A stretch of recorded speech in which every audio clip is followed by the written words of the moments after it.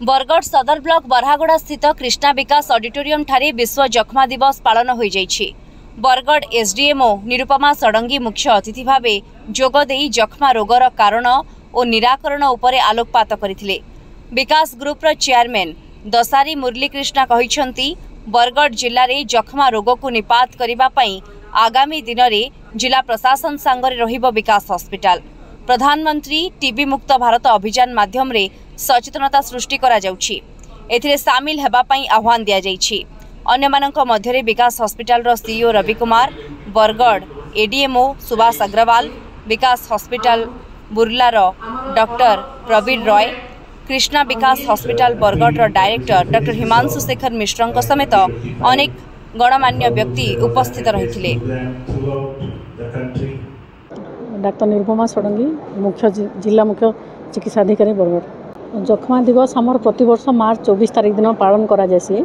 से दिन आमर साइंटिस्ट रॉबर्ट कच आमर जेन ट्यूबरकुलोसिस बासिला माइकोबैक्टेरियम ट्यूबरकुलोसिस माने उद्भावन माने सेटा के इंट्रोड्यूस करथिले पॉजिटिव ऑर्गन एटा टीबी रोगर माने कारण बोलिकरी चिन्हट करथिले। तो से दिनटा के कमेमोरेट करबा लागि आमे दिवस पालन करूछु। आउ आमर एबे प्रधानमंत्री टीबी मुक्त भारत अभियान चलছে एनटीपी कैंपेन 100 डेज कैंपेन 24 तारीख दिन सरी छे।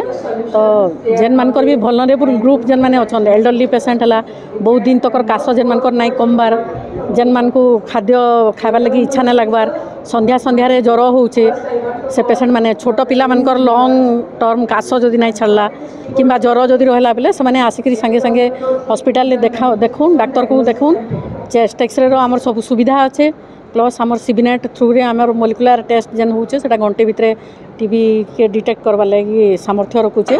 तो समस्ते आसिकरी देखा करूँ आउ चिकित्सा करूँ डॉक्टर पाखे। बरगढ़ जिले में स्थिति आमर 100 दिनिया जेन प्रोग्राम चलता टीबी मुक्त भारत योजना रे से कैंपेनटा एबे सक्सेसफुली आमे कंप्लीट करछुं। 24 तारीख दिन आमर प्राय 83% कवरअप हे छन सेतरे आउ जहाँ भी एबे हेबा आमर जेन रेगुलर जेन बेसिस रे आमे सेटा करबा लागि चेष्टा करू। विकास महल पॉइंट हाँ डेफिनेटली एटा गोटे स्वागत योग्य पदक्षेप है।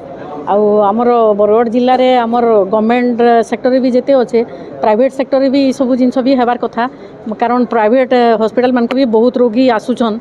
तो समाने माने जेमती ट्रीटमेंट ठीक से पाई पारबे आउ सब सुविधा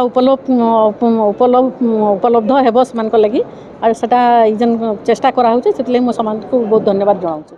आज्ञा मो डी मुरलीकृष्णा फाउंडर चेयरमैन विकास ग्रुप। ये रोगटा समाज रे दीर्घ 143 वर्ष समाज रे अच्छे ताकू नहीं करी 2015 रे WHO गोटे टार्गेट नहीं करी 2030 सुधा ये रोग को दुनिया रो मुक्त करवार गोटे प्रयास रे जारी रखीचे। और से लक्ष्य रे आम माननीय प्रधानमंत्री श्री नरेंद्र मोदी 2020 रे आह्वान देछन जे आमर भारत देश रो टीबीटा को केमती आम 2025 सुधा ताकू आम दूरे रखमा ताके नहीं नारा देते। और एबे 100 दिनिया कार्यक्रम प्रधानमंत्री टीबी मुक्ति अभियान गोटे आम जिले भी सरी। तो विकास हॉस्पिटल जेहेतु अंचल गोटे मेडिकल के नहीं बहुत सुविधा सुजोग देइछे। तो आम भावलु आम ये अभियान रे सामिल हों आमर अंचल थिबा विभिन्न डॉक्टर मान को आयुष आयुर्वेदिक डॉक्टर कहीं रोगटा बेसिकरी आमर गाँ अंचल मान को मक्सल अंचल बेसी अच्छे। तो से अंचल बहुत गुड़े जे आज हेल्थ सेवार जुगे निचको समस्त डाकिकी आज CMU करुचु। और गोटे लक्ष्य केमतीकरी आम माननीय प्रधानमंत्री जो लक्ष्य जेन अच्छे जे टीबी मुक्त भारत जेनटा आम अभियान जेन चलैछुं से आमर छोट भूमिका रहू गुंडीमुचा बोलिया गुंडीसिमुचा बोलिया अभियान आम निजर योगदान रहू बोले करूँ। धन्यवाद माइक्रोलॉजी डिपार्टमेंट सब डॉक्टर मान को निश्चय आशा करुचे आज कार्यक्रम पर आम निश्चय आम जिलार एटलिस्ट आसंता दिन मान को टीबी मुक्त कर प्रकार आशा विश्वास लगुच। आज देखो ना आज सबुठारु बेसी जेन दरकार से टेस्टिंग दरकार और जेनटा कि आज सबुठारु high end lab Vikas hospital अच्छे एंता जदि भी किसी भी लोगों को जब दूर करवा लगी टेस्टिंग करवा जरूरी है। और से टेस्टिंग माने माध्यम रे आम डिस्ट्रिक्ट एडमिनिस्ट्रेशन सहायता करमु। निश्चय आम बरगढ़ जिला को टीबी मुक्त प्रयास करमा निश्चय सामिल।